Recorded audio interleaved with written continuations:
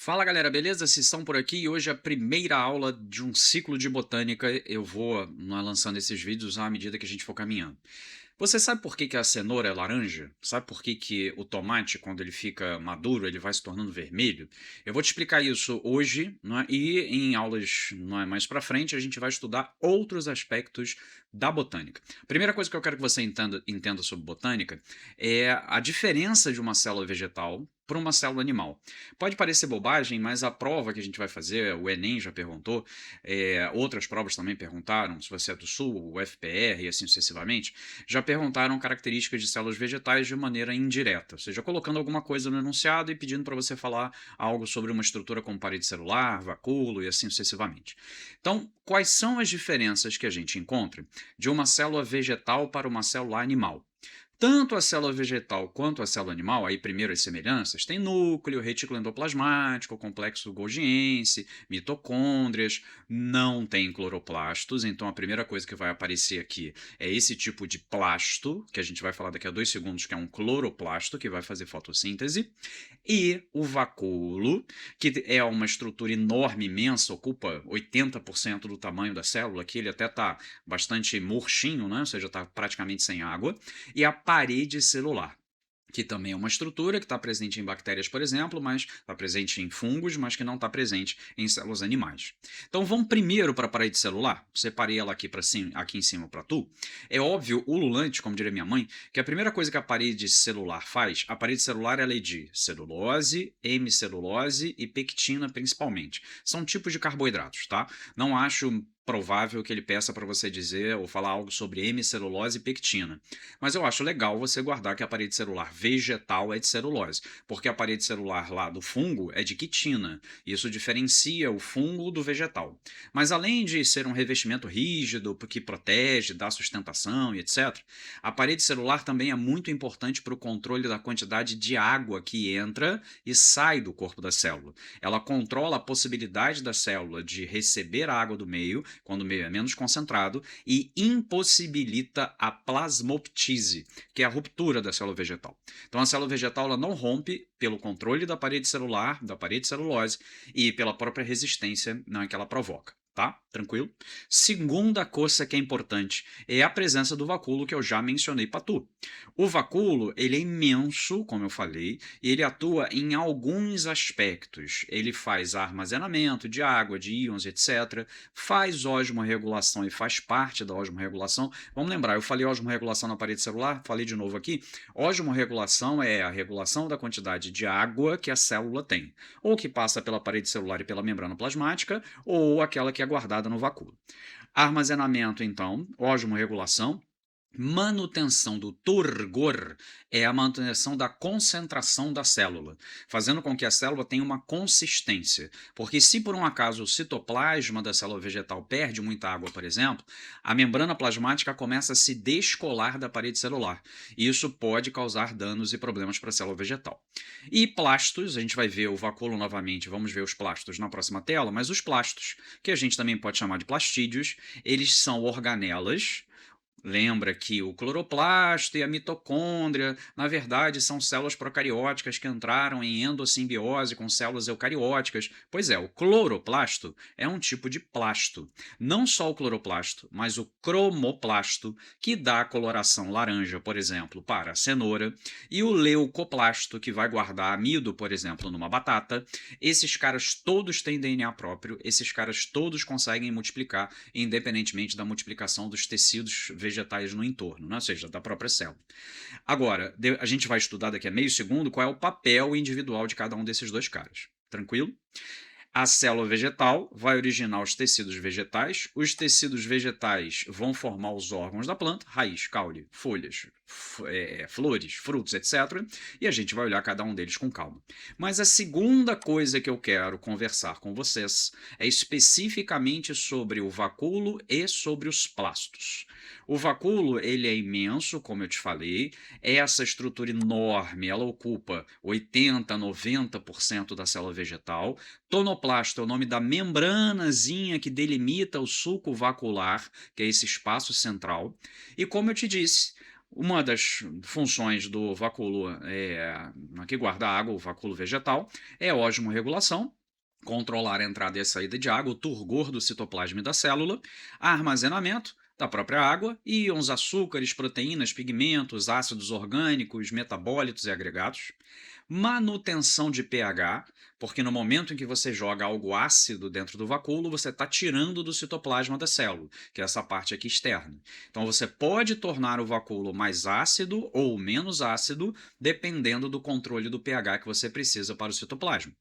E a digestão intracelular, cuidado.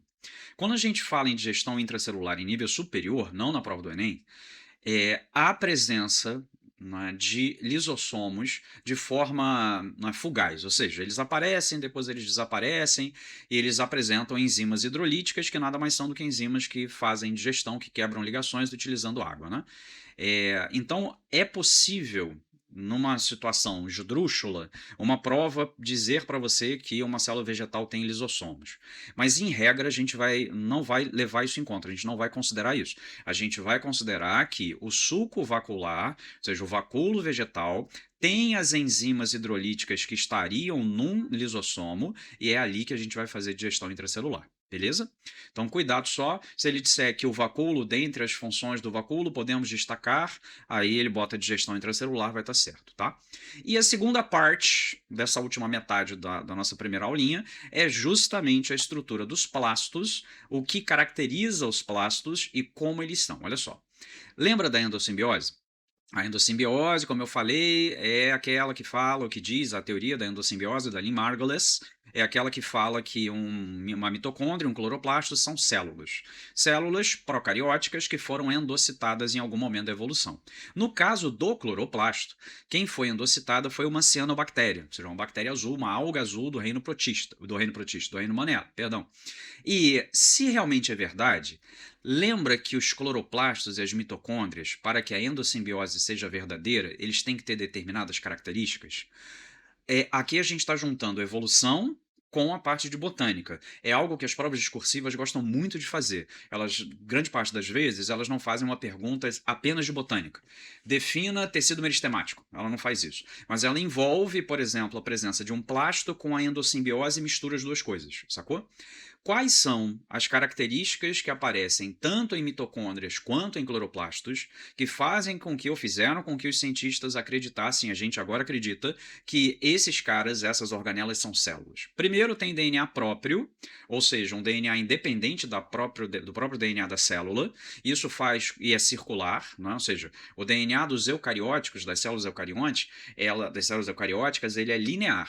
O DNA das células procarióticas é circular. Se realmente o cloroplasto, a mitocôndria, são células procarióticas, deveriam ter DNA circular. E tem. Então, o DNA próprio circular, o DNA próprio faz com que essas organelas possam multiplicar, independente da multiplicação da célula em si.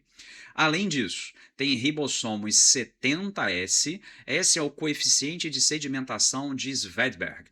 É o cara que estudou essa meleca, e quando você bota num tubo de ensaio, os ribossomos dos eucariontes, eles ficam mais pro fundo do tubo de ensaio, se você centrifugar. E dos procariontes, das células procarióticas, um pouco mais para cima. Então, na célula procariótica é 70S, um pouco mais para cima, e na célula eucariótica é 80S, um pouco mais para baixo. Dupla membrana, ou seja, se realmente a cianobactéria foi endocitada, então tem uma membrana externa que corresponde à membrana do que seria o fagossomo, né, ou seja, do que foi endocitado, e a membrana interna, que é da própria célula que foi fagocitada. E realmente, tanto mitocôndrias quanto cloroplastos têm dupla membrana. E a autoduplicação, que foi uma coisa que eu já falei para ti, ela pode duplicar independentemente do tecido. Quais são os tipos de plastos? O mais famoso é o cloroplasto. O cloroplasto tem esse nome porque apresenta clorofila. A clorofila é o principal pigmento fotossintetizante, é um pigmento esverdeado. Então as nossas folhitas são verdes justamente pela presença desse cara que é a clorofila e, consequentemente, a presença de cloroplastos para fotossíntese nas folhas. Os cromoplastos são aqueles que apresentam carotenoides, que é um pigmento acessório, né? A gente, depois, mais para frente, posso estruturar uma aula para vocês de fotossíntese. Se você quiser uma aula específica sobre algo, coloca nos comentários, pô, faz uma aula sobre isso aí. Então, a gente vai ter uma aula lá de metabolismo, mais para frente eu vou criar essa aula e vou gravar para vocês. Mas esses pigmentos, os carotenoides, junto com outros pigmentos, ficoeritrina e assim sucessivamente, são pigmentos acessórios da fotossíntese. Eles fazem com que a planta tenha a capacidade de absorver outras faixas do espectro de luz que não a clorofila. Por exemplo, a clorofila ela absorve muito bem o vermelho, mas ela não absorve nada do verde. Ao contrário, não é o carotenoide absorve muito bem o verde, mas absorve menos o vermelho. E com isso você consegue aproveitar todos os comprimentos de onda do espectro luminoso. Então, flores coloridas, amareladas, têm cromoplastos. O tomate vermelho tem cloroplasto. O que faz com que o tomate, que é verde, fique vermelho? Ele vai perdendo a clorofila, vai reduzindo a quantidade de clorofila e aumentando a quantidade de produção de carotenoide em cromoplasto. Isso acaba fazendo com que a cor vá mudando ao longo do tempo. A cenoura, que é alaranjada, também são carotenoides. Então, todas essas colorações que a gente tem vêm da presença de cromoplastos. E os leucoplastos são aqueles que armazenam alguma coisa. Pode ser na batata, aí vai armazenar amido, é o amiloplasto. Pode ser uma semente oleaginosa, aí ela vai armazenar gordura, é o elaioplasto. Pode ser uma estrutura com muita proteína, onde você tem proteinoplastos em soja, por exemplo. Ou seja, essas estruturas, os leucoplastos, são plastos, vesículas, que dentro apresentam substâncias de armazenamento. Tranquilo? Favorável? Maravilha, maravilha, né? Então, plantas podem transformar um cloroplasto em um cromoplasto, é só perder a clorofila e acumular carotenoide, e transformar um cromoplasto, não é, em uma estrutura de outra cor, que é o que eu falei para você, não é, do tomate que era verde, ficou vermelho, não é? Ou seja, amadureceu. Tranquilo, favorável? Entenderam essa primeira mini aula? Eu vou dividir em pequenas mini aulas, porque botânica, se eu fizer uma aula de 2 horas e meia de botânica, você dormiu na meia hora inicial, então eu vou colocar em tópicos, em temas menores e aulas menores, para você conseguir aproveitar melhor. Espero que você tenha gostado, pô, curte o canal, procura lá no Instagram, prof.ciceromelo, tudo junto com ele só. O canal é canal.mitocôndria, então dá uma seguida no canal, dá uma hypada no vídeo, curte, manda para amiguinho, faz com que o tio Cissão consiga alcançar uma quantidade maior de pessoas e a gente leve esse conhecimento para mais pessoas, tá bom? Beijo no coração, a gente se vê no próximo vídeo.